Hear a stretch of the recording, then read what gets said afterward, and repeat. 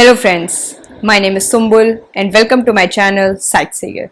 If you haven't seen my previous videos yet, should you read more books and effects of exercise on your brain?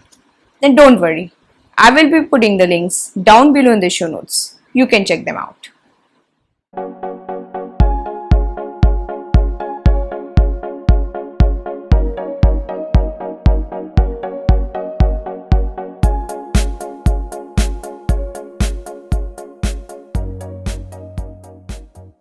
I know what you're wondering.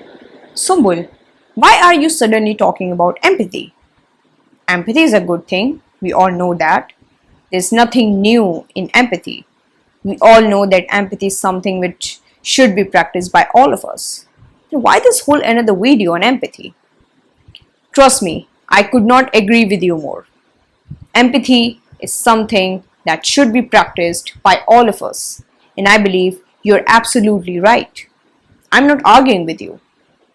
However, I still believe that empathy is a little bit trickier.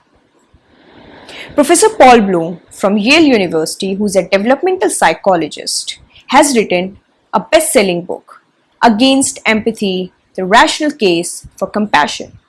Now, before you start judging, I just want to say that don't be judgmental yet. Professor Paul Bloom is not saying that you should be against empathy. Neither am I. Empathy is a very important emotion and we should all be empathetic because it helps us understand what the other person is feeling. Just imagine my friend, who's a very good friend, is going through some very difficult times. And if I'm not going to be empathetic, then it's going to be really hard for me to understand what my friend is going through. And I will be in a zero capacity to understand his or her situation. People are probably going to call me a psychopath, and trust me, I would not blame them. So in a way, we can say that empathy is a very important emotion. It plays a very important role in the lives of human beings. But Professor Paul Bloom has a little bit of a different approach. He thinks that empathy can sometimes be a poor moral guide. Now, what a poor moral guide means? I will explain it using an example. Suppose that I'm a therapist and my client has come to me for a therapy session. Now, a little bit of empathy is important and it's going to be required during the therapy session because it's going to help me understand the case of my client better. But imagine if I'm going to start being very much empathetic, then it is not going to do any good to my client. Rather, it's going to do more of a harm to my client because I will start internalizing all the problems of my client and I'm not going to be able to act as a professional, which is to act as professionally as possible during a therapy session. So this is how sometimes empathy can be a poor moral guide, and it is so much prevalent, especially in the therapy sessions. Another reason why empathy is not an entirely a good thing is because it can be biased. Multiple research studies have shown that human beings have a moral circle. It means that we tend to be more moral beings towards people who belong to our in-group rather than people who belong to the out-group. Now, what it means is that we are much more moral beings and empathetic towards people who are friends, family, relatives, teachers, etc., rather than people who live thousands of miles away from us in a different country or people who are complete strangers to us. So yes, empathy can sometimes be biased. Empathy is like a spotlight. We zoom our empathy more on one person rather than thousands of people at once.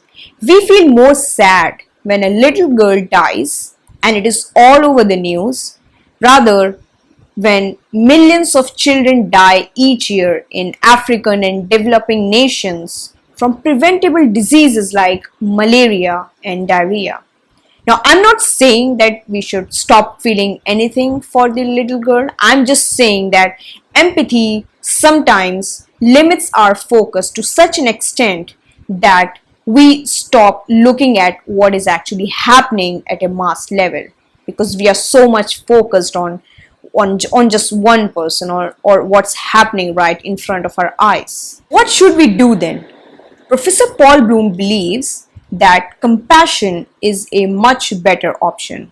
What happens is, when we practice empathy, we start feeling what the other person is feeling, the exact emotions and feelings. Like, if the other person is sad, then I'm going to start feeling sad. If the other person is angry or anxious, then I'm going to become angry and anxious. However, in case of compassion, what happens is that I am able to understand what the other person is feeling, and I have full sympathy with that person.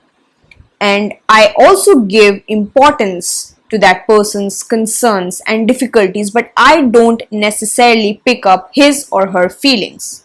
It's like I'm keeping a little bit of a distance, which I believe is a good thing, is not a bad thing, because if I'm keeping a little bit of a distance, then I'm in a much better position to help the person, because I'm able to think much more logically and rationally. If you want to explore more of this topic, then you should check out Professor Paul Bloom's fantastic book, best-selling book, Against Empathy: The Rational Case for Compassion.